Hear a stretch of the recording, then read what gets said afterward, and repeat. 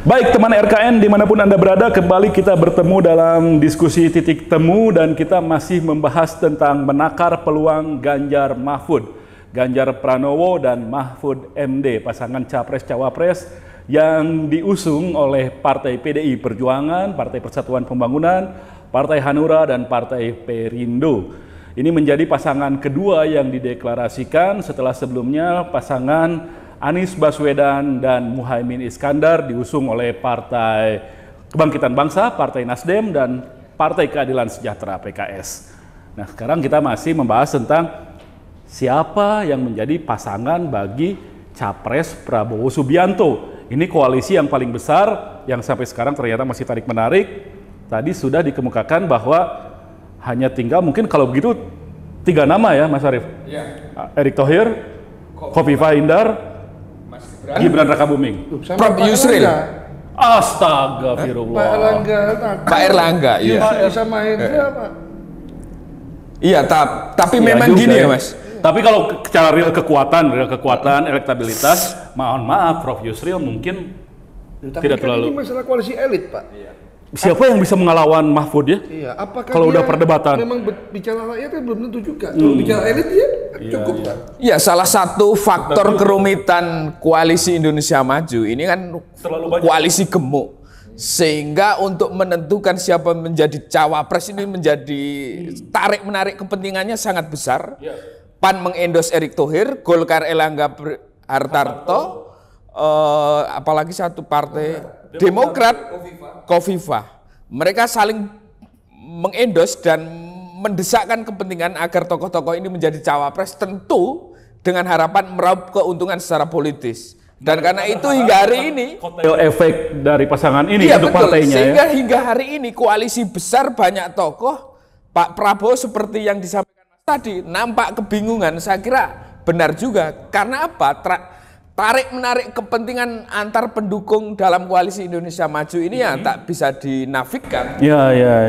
Makanya kan kalau setiap pertemuan, Pak, makan-makan supaya nggak diskusi panjang. Supaya nggak bingung, Iya, kenyang. Berkelahi, Pak. Makan-makan aja cukup, Pak. Jangan diskusi, berkelahi, Pak. Oke, Ren. Jadi kalau kayak gini, faktor peluang elektoral kah atau hal lain yang menjadi pertimbangan menentukan kandidat cawapres ini? Kalau situasinya seperti sekarang ya tetap ya, kalau menurut saya elektoral itu menjadi faktor yang paling penentu kalau sekarang. Apalagi dengan situasi yang Bang Nurul tadi bilang, tidak ada kandidat capres yang mampu menggalang suara 50% lebih. Beda dengan situasi seperti 2009 ketika Pak SBY menggait Pak Dengan siapapun. Yono, Dia sudah yakin menang. sudah yakin menang. Pak Jokowi mengambil Kiai Ma'ruf, Sudah yakin menang. Dengan situasi sekarang rasanya elektabilitas itu yang tetap menjadi soal. Tinggal bagaimana, kalau menurut saya ya, kalau saya jadi Pak Prabowo, karena ketika kita fokus di elektabilitas juga akan mengancam soliditas koalisi. Kalau kita pilih satu orang, partai lain marah. Itu menurut saya juga yang kemudian nyambung dengan keunggulan pasangan daripada Pak Ganjar dan Pak Mahfud. Partai lain. Emang ada suka marah-marahan gitu? Saya nggak tahu juga, Pak. Ada juga. Masuk dengan politisi keunggulan baperan. Iya. Kalau ya kalau jagonya nggak dipilih, gimana? Tapi masa berani Pak Sulhas sama Pak Prabowo parah gitu, berani nggak dia?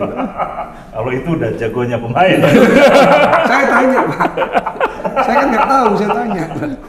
Kayak Pak Ganjar, Nggak akan marah asal kompensasinya jelas. Pak Ganjar Pak Mahfud kan bukan dari ketua umum partai. Kalau kata ajudan pribadi yang dulu sempat ramai mengasar, ini tuh bukan pasangan yang punya, bukan. Iya. Pak Prabowo yang punya Gerindra. Ya. Caimin yang punya PKB. Pak Ganjar bukan yang punya PDIP. Bahkan sampai di level dideklarasikan saja dinamikanya begitu panjang. Ya. Pak Mahfud apalagi nggak punya partai. Memang itu, dalam politik itu selalu kontradiktif, seperti kehidupan, Pak. Selalu paradoks. Setiap calon politisi yang tidak punya itu atau tidak punya partai tapi memang dekat sama rakyat, selalu profilnya seperti Pak Ganjar, Mahfud. Dekat sama rakyat pasti hartanya nggak kaya lah. Karena bersih maka nggak korupsi, ya biasa aja, sederhana. Tapi keluarganya selalu diberkahi. Oke. Anaknya pintar-pintar, Ya, misalnya, ya. kan? Itu ya contoh. Tapi satu sisi bisa mengerti bahasa rakyat. Misalnya tentang isu kesehatan mental, itu Mas Ganjar paham betul, ya kan? Sedangkan Pak Prabowo ditanya itu, Pak, dipikir dia nggak apa itu, dia bingung, Pak.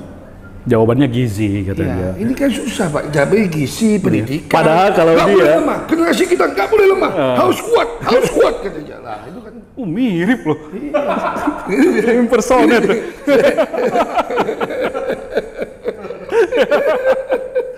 Ya. Artinya kalau sudah gitu, pilihan terbatas. Tapi kalau misalnya Anda urutkan, rankingkan peluang ini dalam situasi yang terbaru seperti ini, setelah ada pasangan Anies Muhaimin, ada pasangan Ganjar Mahfud, kemungkinan yang dipilih Prabowo urutannya bagaimana? Reno dulu lah. Masih sesuai dengan jawaban pertama, Bang Erick Thohir masih yang tertinggi. Setelah itu baru Pak Erlangga, karena dia punya Golkar, apalagi Golkar infrastrukturnya kuat, kekuatan calegnya juga kuat. Meski elektabilitas Pak Erlangga lebih lemah dibanding Erick Thohir, tapi Pak Erlangga punya mesin yang begitu solid ya, di bawah, terutama kekuatan caleg-calegnya. Baru kemudian Khofifah dan seterusnya. Jadi menurut saya, menyambung argumen dari Bang Samuel tadi, ya pertarungannya nanti antara Erick Thohir atau Pak Erlangga Hartarto dengan masa yang sampai 26. Kalau menurut saya sih dengan gelombang penolakan terutama dari aktivis ya, yang begitu banyak, apalagi banyak juga loyalis Pak Jokowi dengan keputusan MK terakhir itu, banyak yang menyatakan ketidaksepakatan dan lain sebagainya. Dan saya meyakini Pak Jokowi sepertinya mendengar dan tidak maulah mengorbankan apa yang pekerjaan beliau selama ini yang betul-betul luar biasa. Ya, jauh kan Pak itu dikorbankan. Di China lalu ke Arab Saudi. Lagi jauh. Ya, orang seperti kayak misalnya budayawan seperti Butet Kertarajasa kan juga sampai menyampaikan. Butet Kertarajasa, Ya, Gunawan ada Muhammad, Gunawan lalu Muhammad.